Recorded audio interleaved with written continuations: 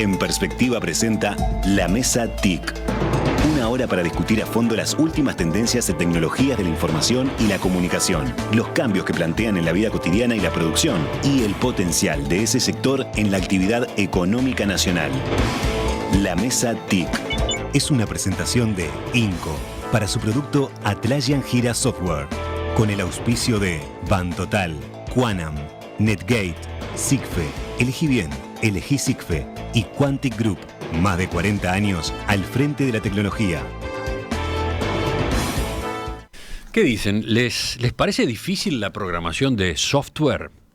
¿Dificilísima quizás? ¿La ven como una habilidad hipercompleja reservada solo para los ingenieros en computación?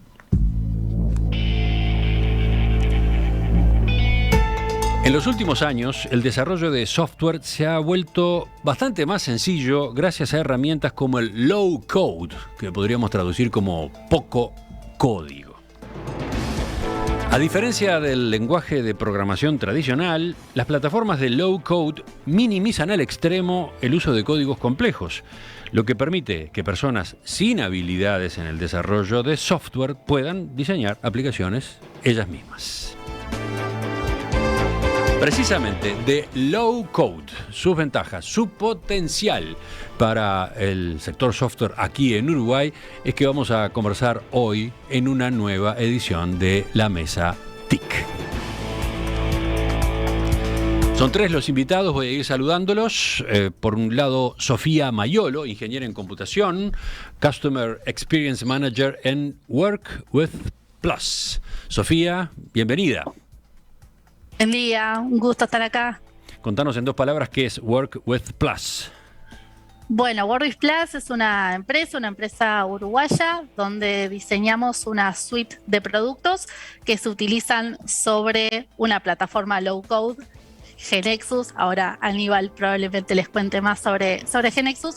Y lo que nosotros buscamos en esta suite de productos es potenciar todavía más la automatización y la productividad que GeneXus ya de por sí provee. Muy bien. Ya mencionó a GeneXus ella, es que está en la mesa un representante de esa empresa, Aníbal Gonda, consultor en informática, siempre autodefinido como evangelista técnico de GeneXus. Aníbal, ¿qué tal? ¿Tanto tiempo? ¿Todo bien? Todo bien, muchas gracias, Emiliano. Bueno, es un gusto participar una vez más de la Mesa TIC. Por las dudas que no te hayan escuchado antes algunos oyentes hoy, ¿qué es eso de evangelista?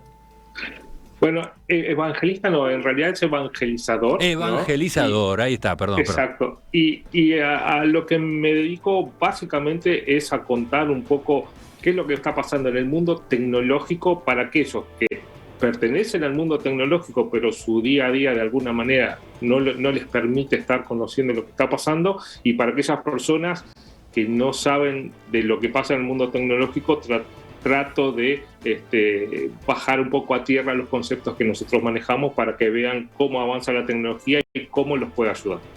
Y el tercer invitado, el tercer participante, Santiago Lowy, coordinador de ventas en Interamericana de Cómputo. Santiago, ¿qué tal? ¿Todo bien? Buen día, muchas gracias por la invitación.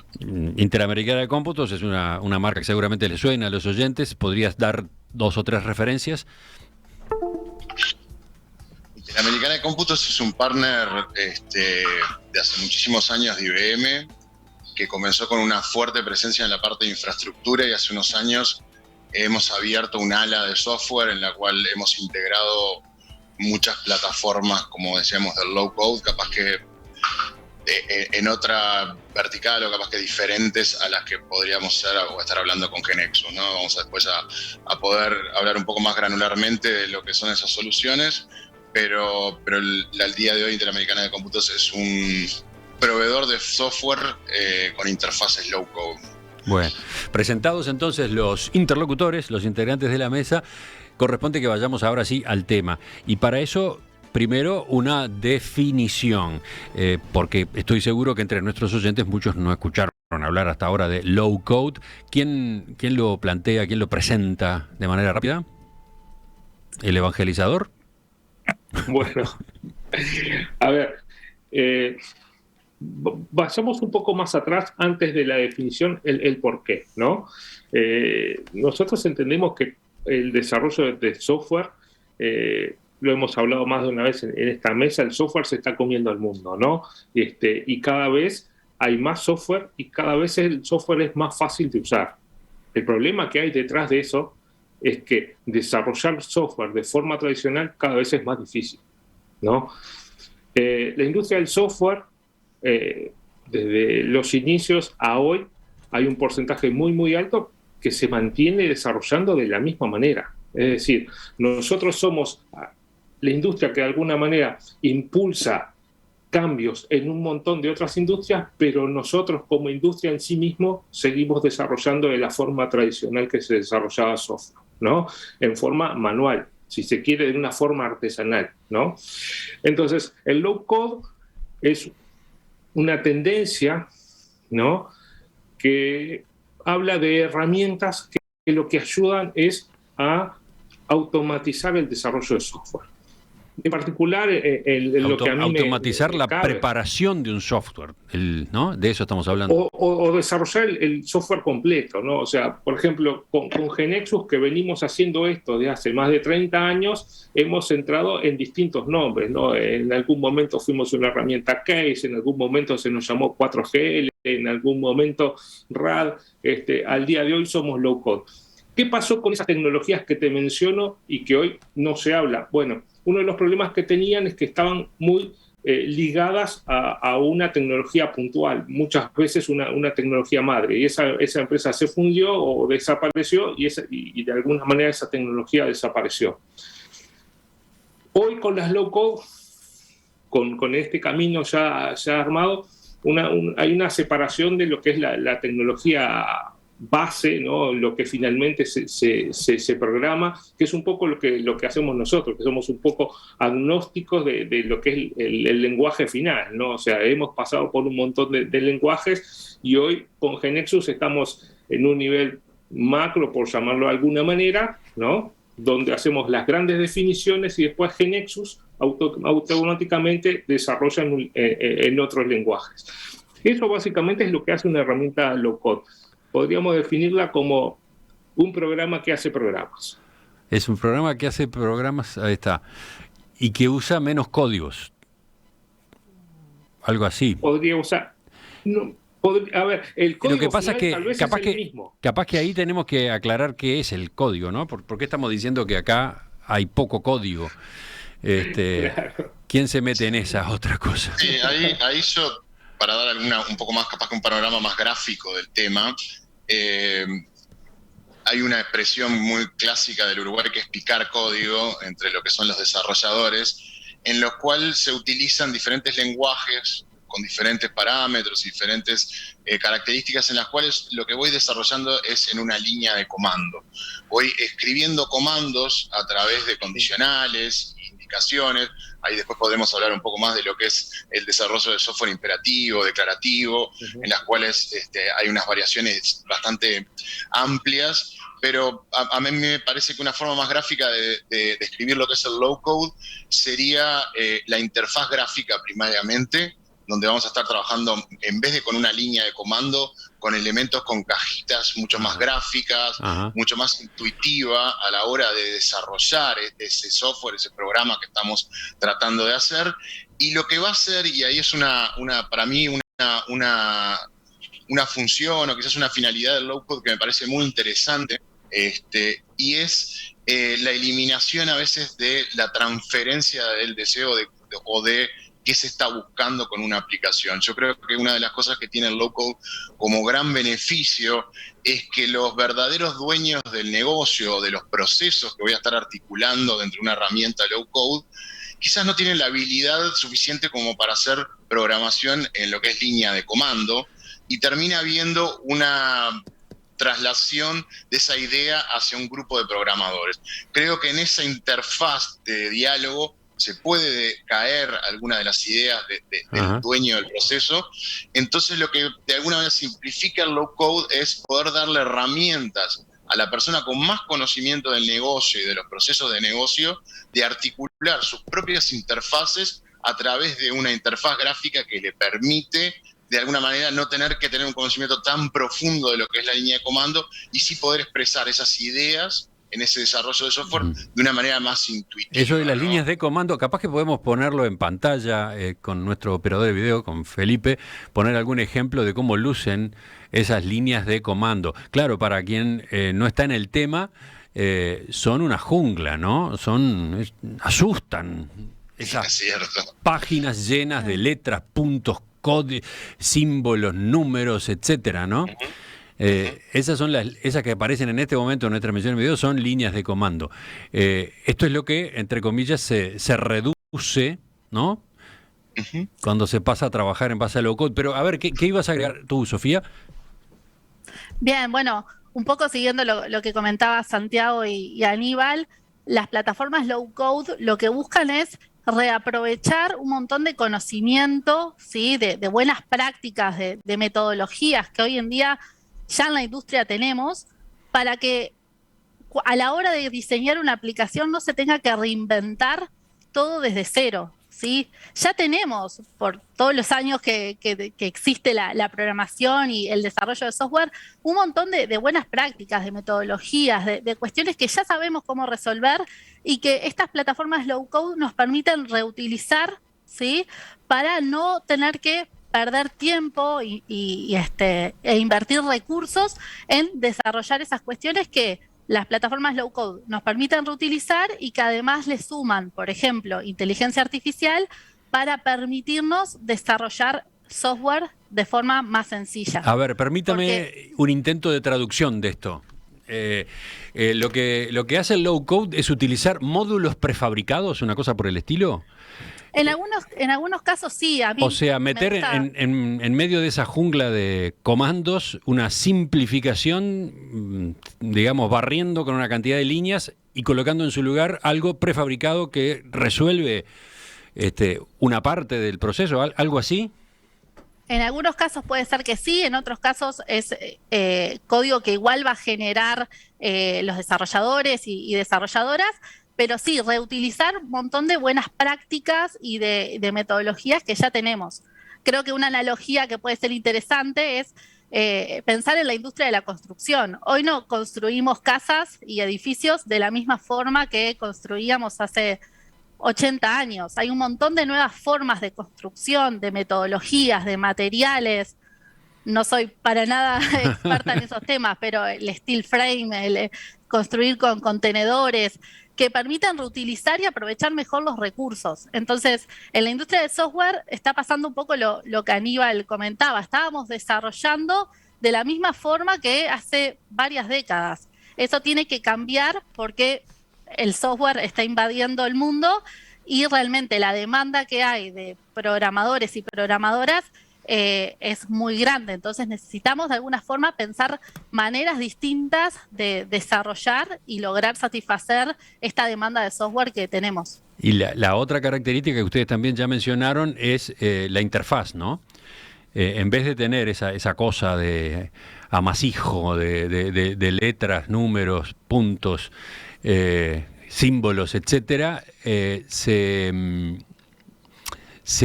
accede, se ve otra cosa, ¿no? ¿Cómo es esa presentación? ¿Cómo es esa pantalla? Se parece mucho más a lo que va a ver el usuario final, ¿no? O sea, para el público en general, ¿no? Lo podemos ver con un editor de texto, ¿no? O sea, cuando los que tenemos algunos años arrancamos con los editores de texto y para poner negritas teníamos que poner algunos códigos. Hoy eso en un Word no existe, simplemente subrayamos la letra que queremos y le cambiamos el texto. Bueno, en programación está pasando un poco lo mismo, ¿no? O sea, cuando nosotros vamos a dibujar una pantalla, vamos a ver cómo realmente la va a ver luego el usuario final. Bien. Antes, como decía Santiago, nosotros nos teníamos que imaginar cómo iba a ser eso. Entonces después llegaba el usuario final y cuando la veía dice, no, esto no es lo que quiero. Bueno, entonces lo que me imaginé yo dista mucho de lo que tú estabas imaginando. Entonces ahora uno está mucho más cerca del usuario final y puede de alguna manera desarrollar el tipo de aplicación que el usuario realmente quiere y necesita. ¿Qué ejemplos de aplicaciones que sean más o menos conocidas tenemos que hayan sido trabajadas de esta manera, con low code? Bueno, tenés un sponsor, ¿no? Bantotal. A ver. Bantotal es una empresa que tiene un core bancario, por tanto estamos hablando de una aplicación muy grande y muy compleja. Software, ¿no?, para bancos, repito.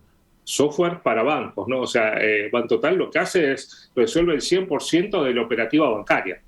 El 100%, ¿no? O sea, uno entra a un banco y el Bantotal resuelve absolutamente todo. Bueno, y Bantotal en sus orígenes, por allá, finales de los 80, comenzó siendo desarrollada en RPG a mano, y eso luego lo pasaron a una herramienta low code, ¿no?, que en particular es GeneXus, y a partir de ahí ha ido evolucionando conforme ha evolucionado la tecnología, y de estar en una pantalla verde hoy está en módulos móviles, web o lo que sea, ¿no? Entonces, 30 años de un software que de alguna manera se mantenga vivo, vigente, es muchísimo tiempo en nuestra industria, ¿no? O sea, donde los tiempos, como bien conoces, son extremadamente rápidos. Hay empresas que aparecen y desaparecen.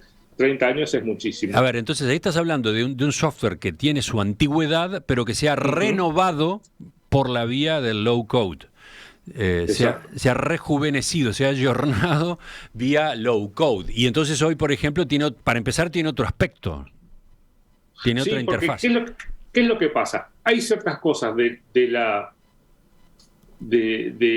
uso, ¿no?, del software, ¿no? O sea, cómo funciona un banco hace 30 años y cómo funciona un banco hoy, prácticamente es lo mismo. Una transacción bancaria en los 80 y una transacción bancaria hoy es prácticamente lo mismo. Lo que cambió es la tecnología. Tal vez en los años 80 iba una persona, hacía una fila y la hacía con un empleado del banco en ventanilla. Hoy la hace online desde su casa o desde el celular, pero la operación en sí es la misma. Entonces el conocimiento de alguna manera sigue siendo el mismo, lo que cambia es la tecnología. Entonces esta clase de herramientas lo que nos permite es mantener puro el conocimiento y actualizarnos tecnológicamente. Bien, entonces Aníbal nos daba un ejemplo con el caso de Bantotal. Y otro ejemplo, o algún otro ejemplo, pero de aplicaciones nuevas que sean también conocidas, o capaz que más conocidas todavía que esa por el público amplio.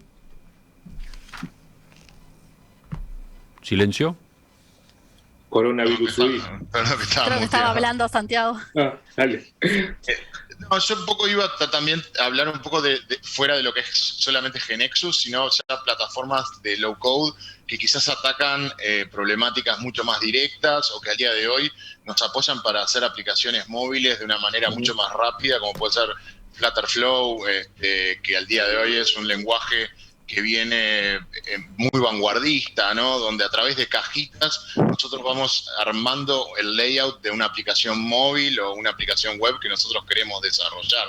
Lo cual, un poco vuelvo a lo mismo capaz, que para mí es uno de los grandes beneficios del low code, que es acercar a la persona dueña del proceso o dueña de la idea a la posibilidad de él mismo producir esa aplicación, ¿no? No tener que... No dejarle todo a los técnicos, no quedar atrapado en los técnicos exclusivamente.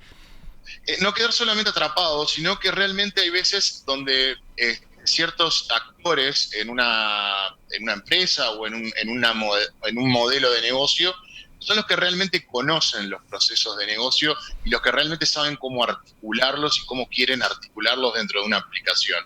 A veces en ese intercambio con un grupo de programadores podemos perder parte de esa idea en esa traslación de idea, lo cual el low code lo que hace es permitirle a la persona que realmente conoce el proceso de negocio a implementarlo él mismo, ¿no? Y no necesitar de terceros o de equipos o de transferir una idea que a veces no siempre uno tiene la capacidad de verbalmente transferir esa idea porque está muy dentro de su cabeza.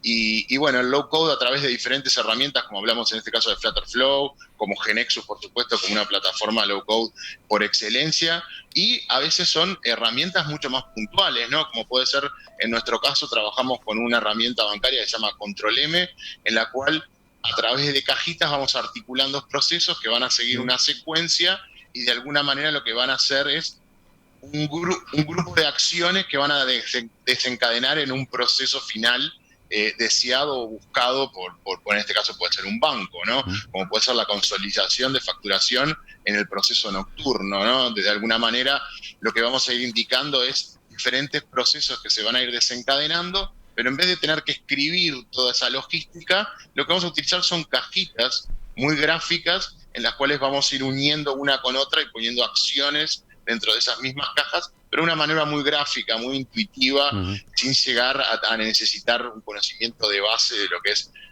programación lineal. Entonces yo creo que lo que permite el low-code es ese acercamiento entre los dueños de los procesos o los creadores o los creativos de los procesos de negocio a poner sus manos dentro de lo que son la generación de aplicaciones, integraciones, procesos de batch. Digo, bueno, ahí hay un ecosistema muy amplio de todo lo que se puede llegar a hacer, porque no se centra solo en aplicaciones finales, sino puede ser integraciones de sistemas o, como decíamos, procesos dentro de la organización. Bien, bien. Santiago avanzó allí en un tema que me interesaba charlar con ustedes, el de las ventajas. ¿Por dónde están las ventajas del low code? Santiago se detuvo y explicó una muy clara, ¿no? Muy notoria. ¿Tú, Sofía, vas por este mismo lado o por otro? Sí, un poco siguiendo lo que comentaba Santiago. Todas o la mayoría de las plataformas low code apuntan a un proceso de desarrollo ágil. ¿Qué significa esto? Significa que los desarrolladores o los especialistas en el negocio crean prototipos de la aplicación o del sistema.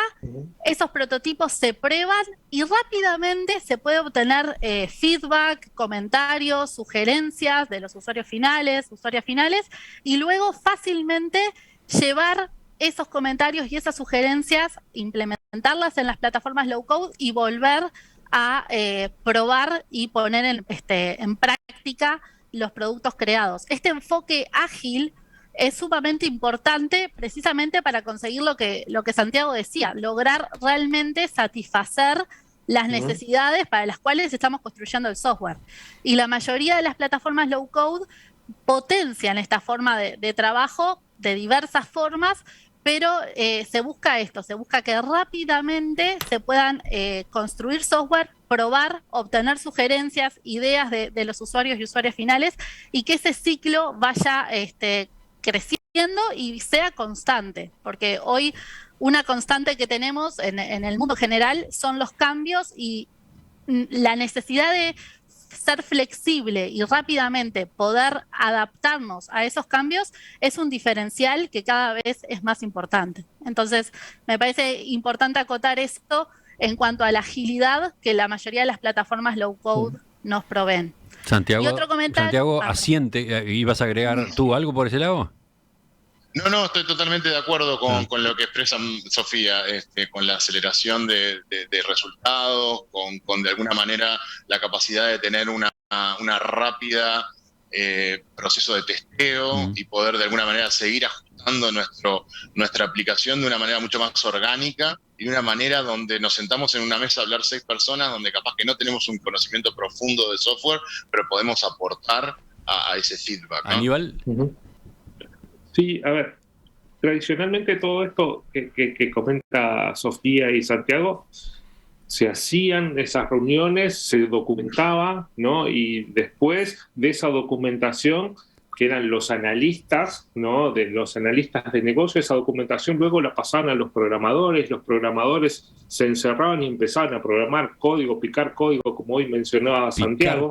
Picar código. Y después de, no sé, un tiempo, que era un tiempo bastante largo además, ¿no? Se lo llevaban al usuario final. El usuario final, primero, se había olvidado de las reuniones, generó de alguna manera insatisfacción. ¿Por qué? Porque un día se reunió con alguien, le contó todo su conocimiento y ese alguien nunca más apareció, y después viene tres meses después, le trae unos programas que no los entienden, no saben qué hacen. Entonces, era muy difícil el realizar los cambios. Hoy, de alguna manera, con estas tecnologías, uno trabaja codo a codo con el usuario final. Y el usuario final, como bien decía Santiago y Sofía, se siente parte. En algunos casos ni siquiera programa, pero sí se siente parte del desarrollo. Entonces, de alguna manera, al tener el conocimiento de lo que es la operativa nosotros los técnicos no conocemos todo, ¿no? O sea, nosotros nos formamos en tecnología y de alguna manera en algún momento tenemos que aprender, no sé, de hospitales, de agro, de bancos, de lo que sea, y tenemos que desarrollar cualquier clase de sistemas. Y para eso lo que necesitamos es trabajar juntos con el usuario final, que es el que lo va a utilizar. Y estas tecnologías nos lo permiten hacer y con un nivel de satisfacción y aprobación realmente muy alto. Volvemos a Sofía porque la interrumpimos. Te faltaba algo, ¿no? No, simplemente acotar, volviendo un poco a cuando hablábamos de los ejemplos, que a veces tendemos a pensar que con plataformas low code podemos hacer aplicaciones muy concretas, muy sencillas o pequeñas, pero como comentaba Aníbal, con las plataformas low code podemos crear aplicaciones tan complejas como necesitemos, aplicaciones de misión crítica, es decir, que dan soporte a todas las áreas de un negocio, ¿sí? Entonces, las plataformas low code en muchos casos no solo buscan resolver problemáticas concretas, sino que las podemos utilizar para cualquier tipo de desarrollo que estemos realizando. Eso me parece importante aclararlo. Bueno, y a partir de esa puntualización que acabas de hacer, viene muy bien incorporar, ¿cómo decirlo?, preguntas, dudas, desconfianzas que encuentro entre los oyentes. Escuchen. Marcelo dice: me daría miedo subir a un avión controlado por un sistema construido con low code. Después este otro mensaje, bueno, hablando de aviones, dice: las aerolíneas low cost tienen mala fama, mal servicio y hasta malas normas de seguridad. Programadores low code, ¿cómo se diferencia de eso? De esa, no sé, imagen, Y después tengo oyentes que, sin ser tan crudos, piden, bueno, pero hablen también de las desventajas, porque todas las tecnologías o metodologías las tienen. En este caso, la presencia de código final innecesario, lo que se debe considerar en aplicaciones de ejecución. Bueno, hablemos de desventajas. ¿Las hay? ¿Riesgos? ¿Inconvenientes? Por ahí iremos también en la segunda parte. Ya volvemos a la mesa TIC de este mes, donde el tema es low code, las herramientas low code. La mesa TIC es una presentación de Inco para su producto Atlassian Jira Software, con el auspicio de Bantotal, Quanam, Netgate, Sigfe, Elegí Bien, Elegí Sigfe y Quantic Group. Más de 40 años al frente de la tecnología. Quienes nos acompañan en esta edición de la Mesa TIC: Sofía Maiolo de Word with Plus, Aníbal Gonda de Genexus y Santiago Lowy de Interamericana de Cómputos.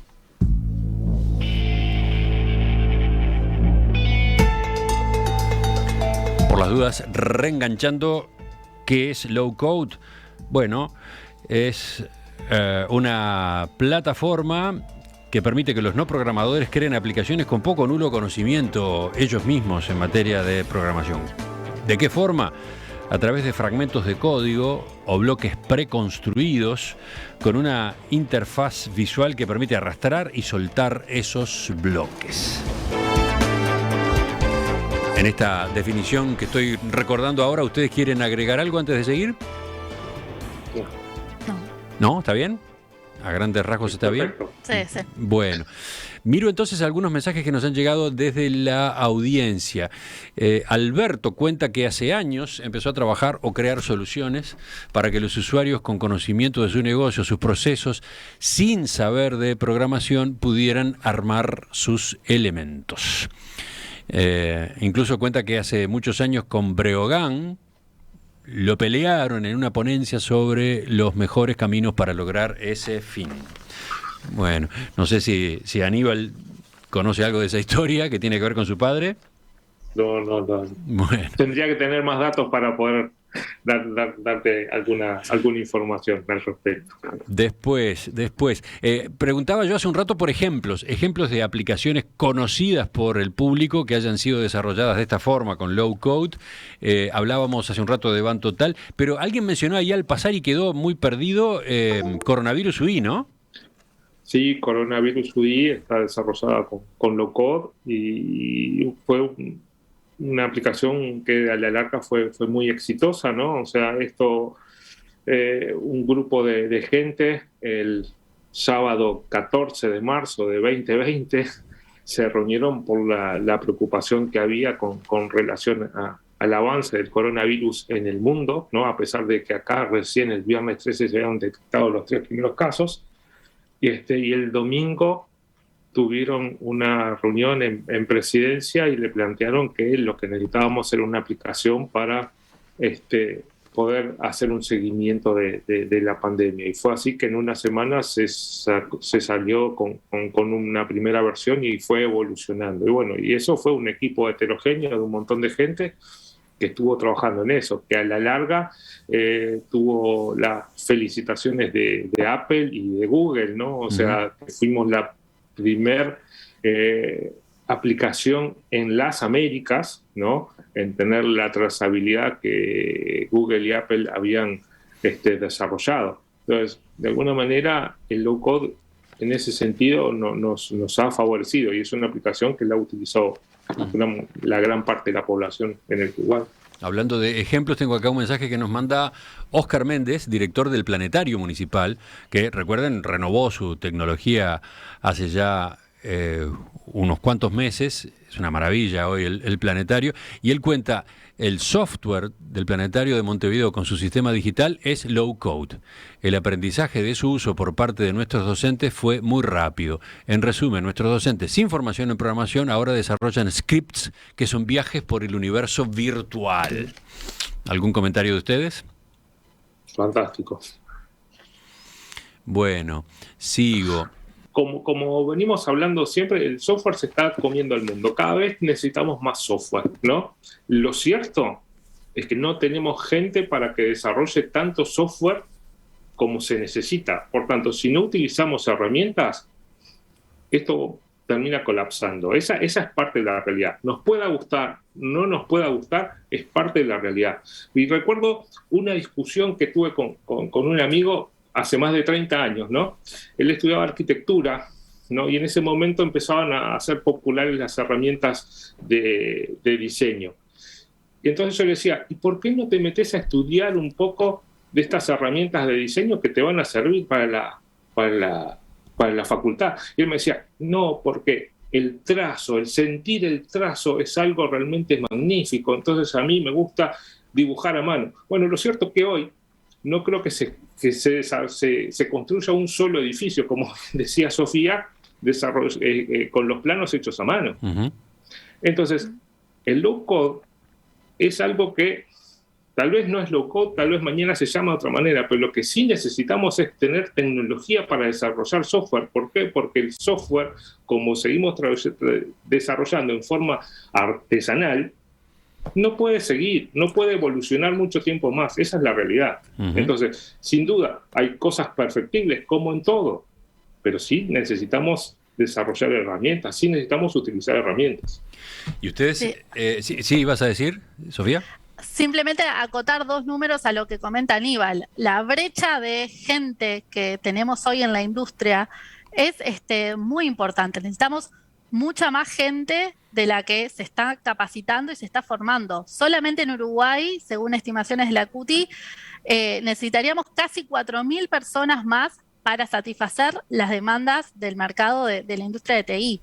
En Estados Unidos este número se estima para 2024 en 500.000 desarrolladores y desarrolladoras. Entonces, como dice Aníbal, es una realidad. No estamos consiguiendo, a pesar de un montón de esfuerzos de empresas, del Estado, de las instituciones educativas, no estamos consiguiendo formar tanta gente y necesitamos generar software. Entonces, algo tenemos que hacer y las plataformas low code un poco vienen a tratar de ayudar en este sentido. Bien, entonces avanzando en esa dirección, resumo, ustedes hace un rato explicaban las ventajas que tiene para el desarrollo del software, cómo facilita que dentro de una empresa intervengan en el diseño de una aplicación quienes no son necesariamente programadores. Bueno, ahí tenemos una gran ventaja, ¿no? pero veía otras, repasando antecedentes, quizás algunas ya fueron mencionadas, abarata costos, reduce el tiempo de desarrollo de aplicaciones, ahorra mucho tiempo en la formación de recursos humanos y, a ver esto otro, reduce errores típicos del uso de códigos largos y complejos. ¿Quién puede ampliar sobre esto? Bien, al reutilizar módulos y al tener conocimiento, hay ciertas cosas que son repetitivas, ¿no? Entonces, hay ciertas cosas repetitivas que el código de alguna manera las puede hacer. Para poner un ejemplo muy claro, cuando uno entra en una pantalla, ¿no? Y va a cargar sus datos, se va a registrar, le pide el nombre, ¿no? Entonces, hay ciertos datos, hay ciertos chequeos que eso se pueden hacer en forma automática. ¿Por qué? Porque para un nombre evitamos de que existan números y ese tipo de cosas. Eso, cuando nosotros lo programamos manualmente, cada vez que vamos a hacer una pantalla lo tenemos que hacer. O, por ejemplo, cuando vamos a tener un correo electrónico, necesitamos que validar de que sea realmente lo que está escribiendo es un correo electrónico. Bueno, esas son validaciones muy tontas que las hacemos en forma automática con este tipo de herramientas, con este tipo de tecnología. Y así un montón de otras cosas que empiezan a ser más complejas nos evitan errores por omisión o por estar concentrados en un montón de otras cosas. O sea, no nos olvidemos que somos humanos y los humanos cometemos errores. Entonces, muchas veces hay errores que en cosas repetitivas cometemos y bueno, estas herramientas nos ayudan mucho a evitarlo, ¿no? Eso no cabe duda que es así. ¿Quieren ir por este lado, ampliar o detenerse en otras ventajas? Yo simplemente... Perdona, Sofía, no, por favor. No, simplemente acotando lo que decía Aníbal, es que hoy en día necesitamos una gran especialización, ¿sí? Para resolver los distintos desafíos que tiene la construcción de software. Y es muy difícil que un solo programador, una sola programadora puedan conocer y manejar todas esas diversidad de casos, de escenarios, de cuestiones complejas que hay que resolver. Cuando trabajamos con plataformas low code, estamos apostando a que estas plataformas tienen equipos de expertos y expertas en cada área totalmente focalizados en resolver las complejidades de ese punto específico. Por ejemplo, como decía Aníbal, de la usabilidad de una pantalla o de la seguridad o de la integración con otros sistemas. Entonces, estamos apostando a que hay equipos de gente totalmente focalizada y especializada en resolver esas cuestiones, que obviamente va a tener o va a tender a tener muchos menos errores o problemas que si confiamos en que una sola persona, un solo equipo pueda resolver todo eso de forma individual. Ahora sí, Santiago.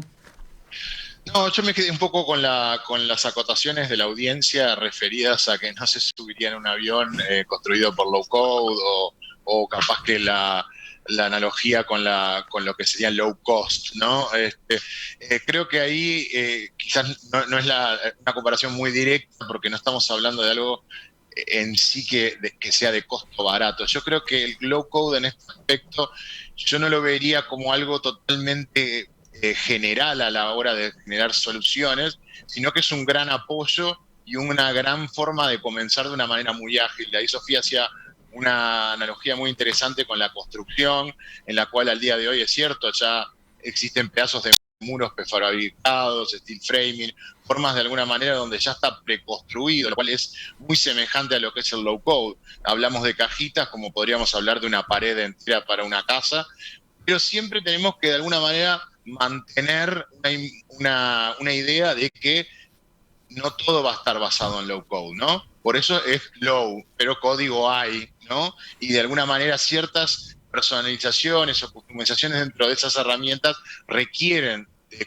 línea de código en sí misma, ¿no? Entonces yo creo que el low code es una muy buena solución siempre que esté integrada también con una base fundamentada de código customizado para lo que estamos haciendo, ¿no?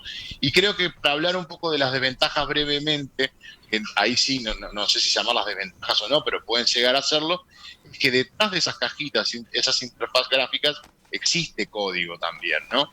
Y a veces cuando estamos desarrollando con esas interfaces tan gráficas, perdemos un poco el control de lo que hay detrás de esas cajas y de lo que realmente está funcionando por atrás. Entonces, a ver, ¿cómo es eso? ¿Podrías también profundizar?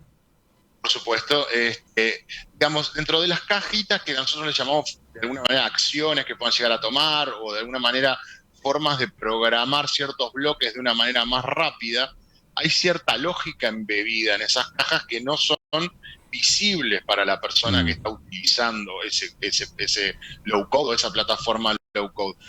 A veces nos topamos con ciertos errores o ciertos resultados no deseados, y cuando queremos hacer una compilación, un análisis profundo de qué es lo que está sucediendo, nos topamos con que no conocemos lo que está pasando detrás de la caja en un nivel granular.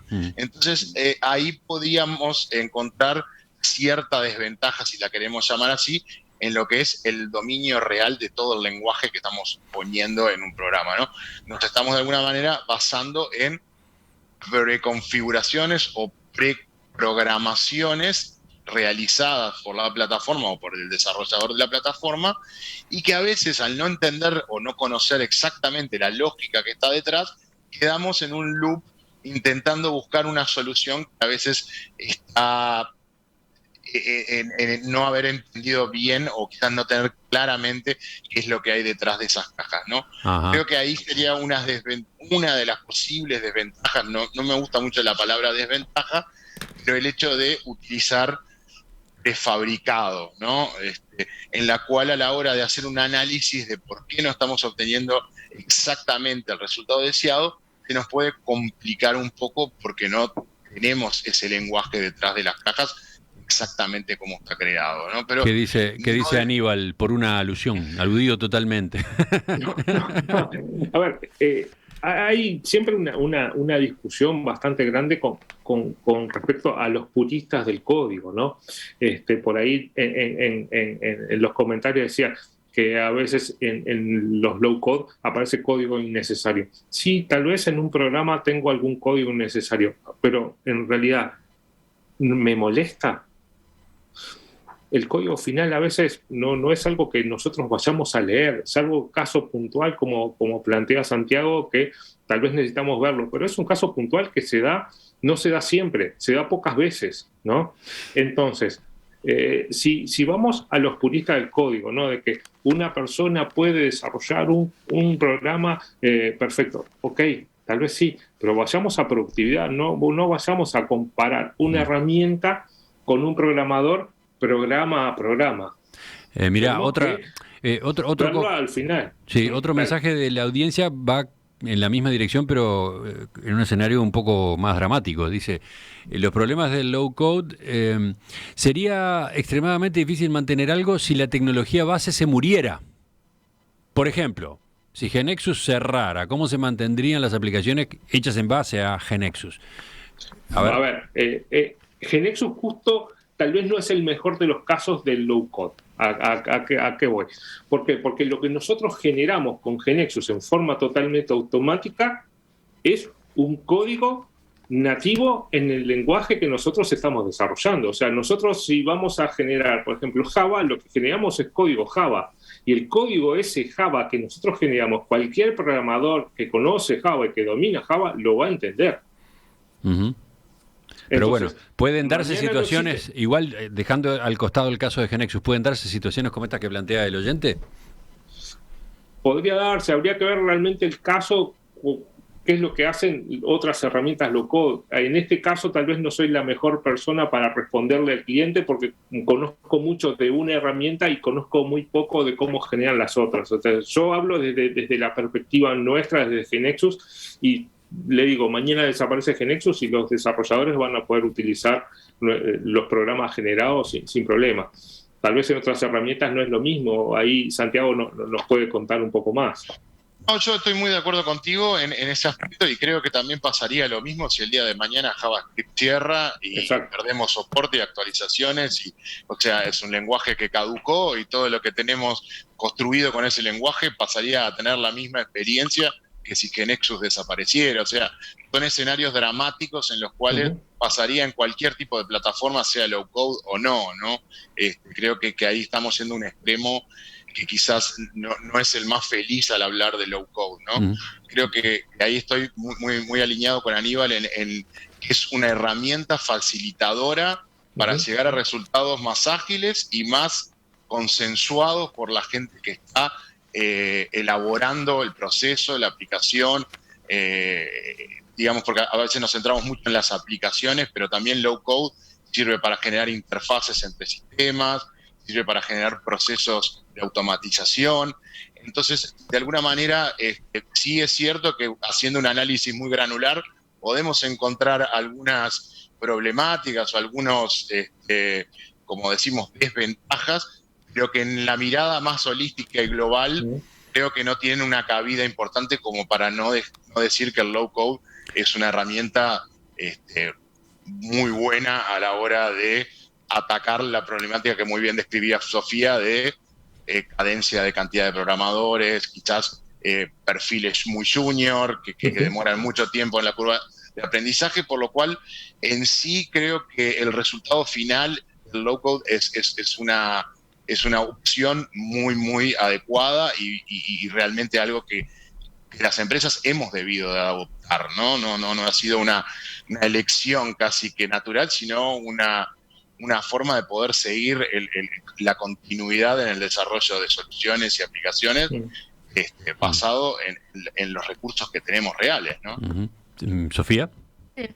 Sí, bueno, yo creo acá dos cosas que me gustaría comentar. En primer lugar, hay un cambio de paradigma. Quizás para los que, no sé, venimos de una formación de ingeniería, que estamos acostumbrados a programar, a picar código a mano, utilizar una plataforma low code es un cambio de paradigma. Como todo cambio de paradigma, tiene sus fricciones, tiene sus dificultades, su reticencia al principio, pero en definitiva estamos cediendo control a las plataformas low code para ganar productividad y ganar calidad en lo que estamos generando. Creo que ese es un poco el resumen.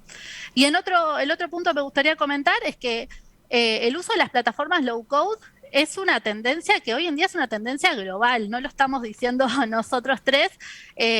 Las grandes empresas, las grandes jugadores del mercado en la tecnología, Microsoft, SAP, IBM, Oracle, están todos apostando a tecnologías y plataformas low code. Y tenemos números que son bastante reveladores, según, por ejemplo, Forrester, que es una consultora de las más importantes, indica que el 37% de los desarrolladores y desarrolladoras en el mundo hoy en día están utilizando plataformas low code o tienen pensado utilizarlas en el corto plazo. Si no estamos hablando de un nicho pequeño de equipos de desarrollo, 37%. Y hay otro dato bien interesante también de Gartner, otra consultora, que dice que para el 2024, acá a la vuelta de la esquina, más del 65% de las aplicaciones que se van a construir en el mundo se van a construir con plataformas low code.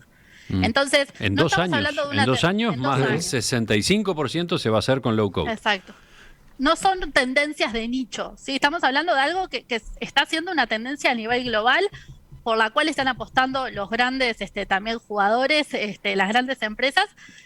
Así que bueno, creo que es una tendencia hacia la cual va el mundo. Miren, acá tengo oyentes nosotros... que no solamente plantean preguntas o comentarios, también hacen recomendaciones, tiran ideas. Me causa gracia este mensaje de Mónica. Quizás si en vez de llamarse low code se denominara base code, generaría menos suspicacias en el usuario. Anoten. Sí, en un momento se llegó a utilizar la palabra codeless, que era casi sin código, lo cual de alguna manera no era muy representativo, por lo cual se cambió a un low code, ¿no? Se le fue la mano. Pero está bien el comentario del oyente y está muy oportuno. Aníbal, ¿qué decías tú?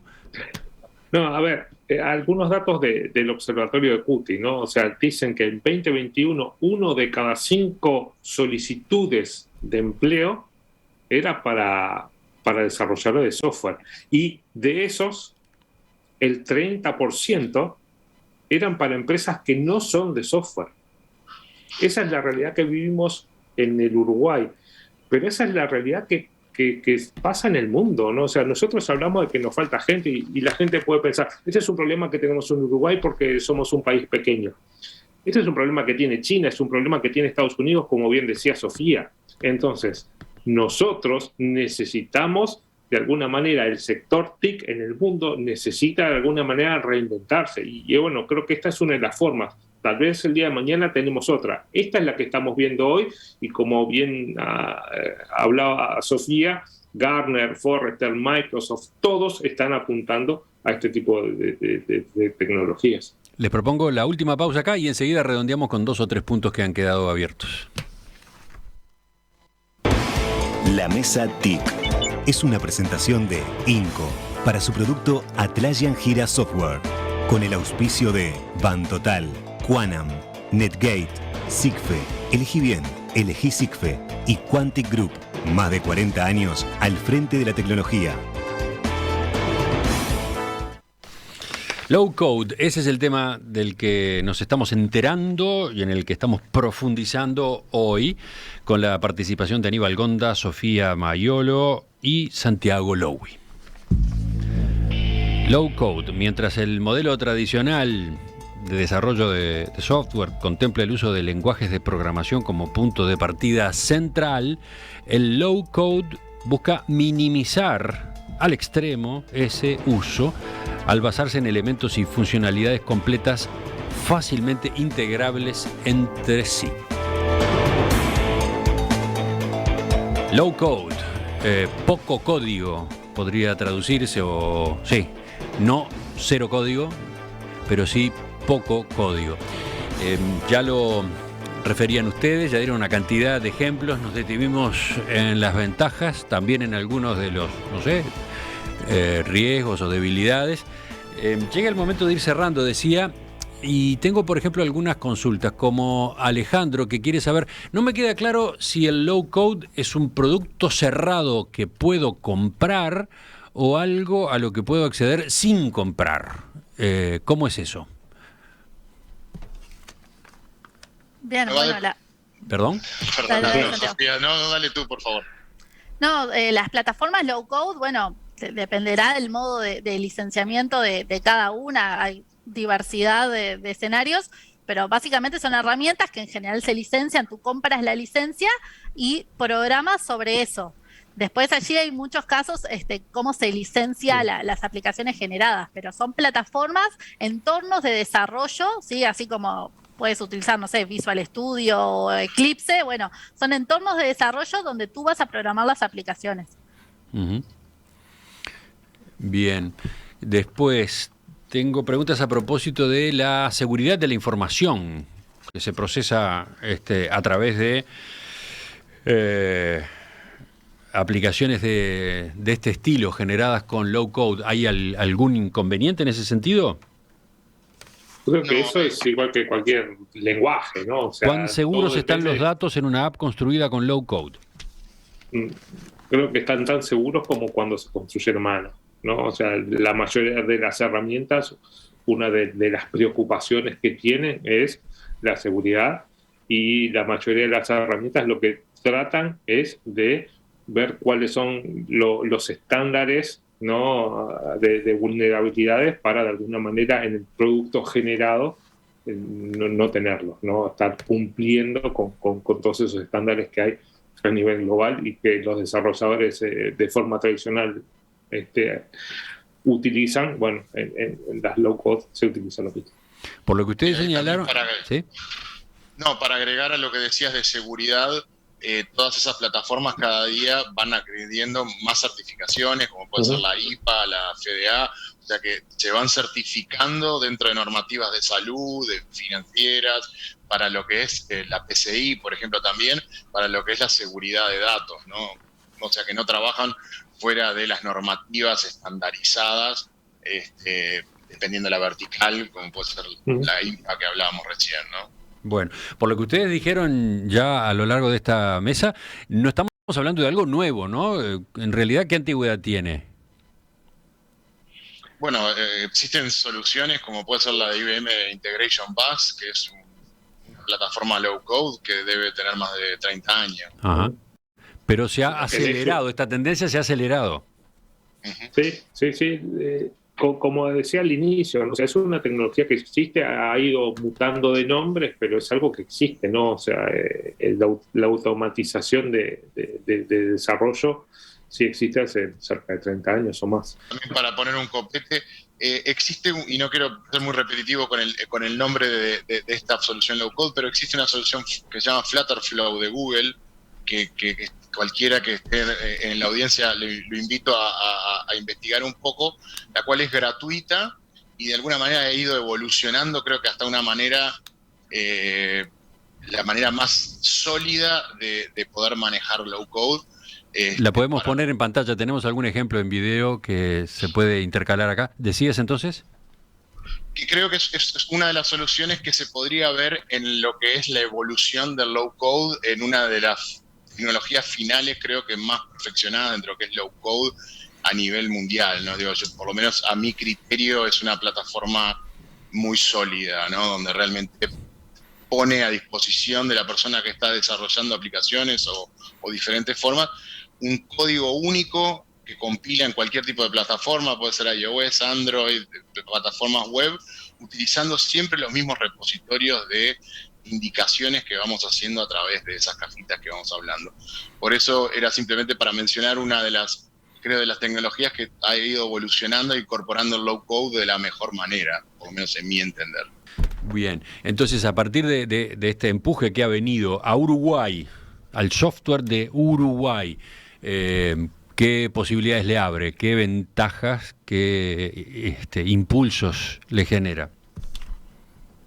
Es el que veíamos, ¿no? La rapidez de salida al mercado, la posibilidad de generar aplicaciones más consensuadas con la gente que realmente tiene en la cabeza la idea de lo que quiere como producto final.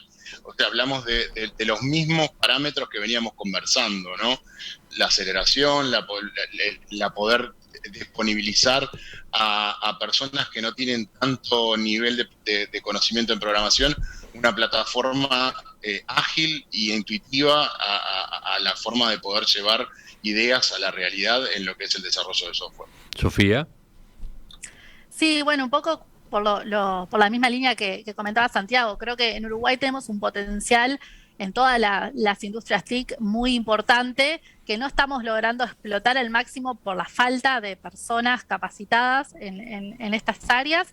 Creo que el uso de plataformas low code puede acercar a más personas al mundo de las TI, ¿sí?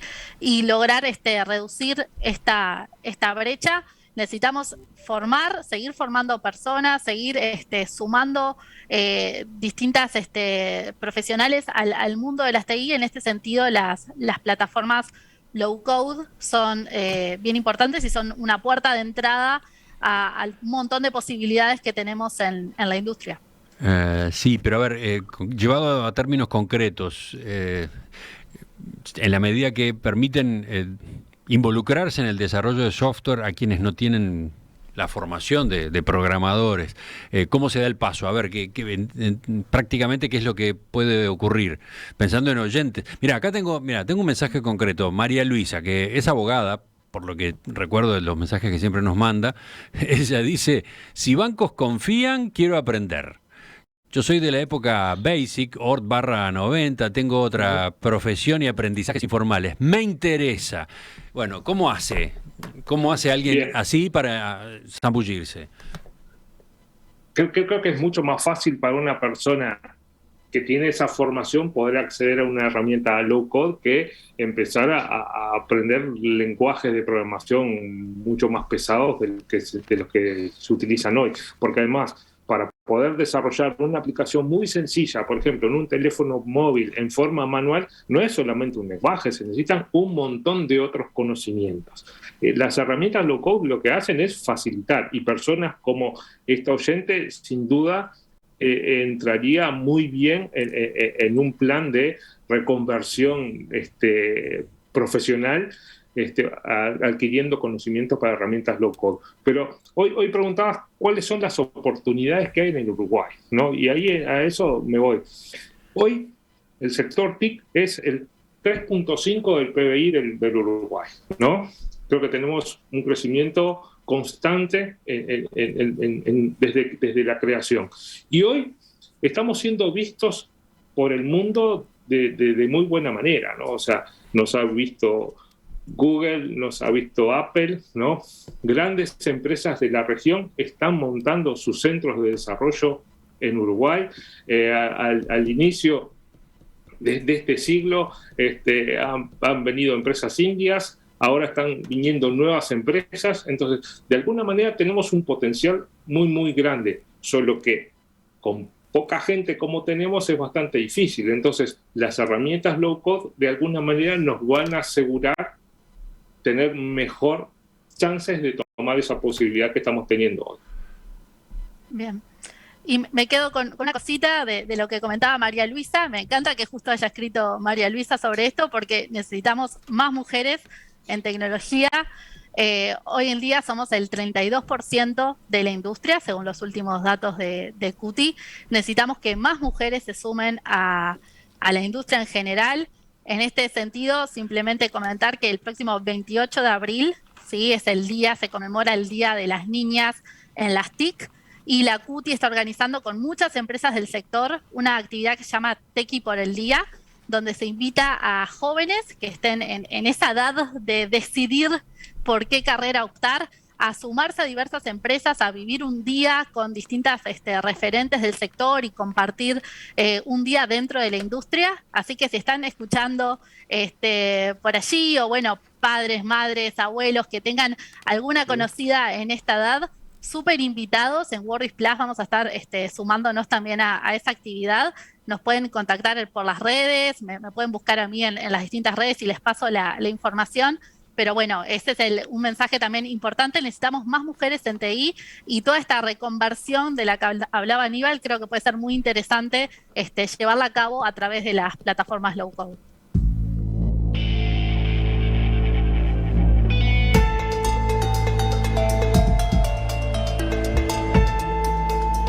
Tengo una buena noticia para ustedes y para mí también. Dice Jorge, en términos de tecnología soy de madera dura, pero entendí todo. Muy bueno. Gracias, Jorge. Alentador ese retorno. Bueno, quiero agradecerles entonces a Aníbal Gonda de Genexus, Sofía Mayolo de Work with Plus y Santiago Lowy de Interamericana de Cómputos, que nos han acompañado esta mañana en esta nueva edición de La Mesa TIC. Nos reencontramos en otra, con otros temas en cualquier momento, ¿les parece? Buenísimo. Gracias. Un gusto. Gracias. Hasta la próxima. Chao, chao. Chao. Ya seguimos observando el Uruguay y el mundo en perspectiva.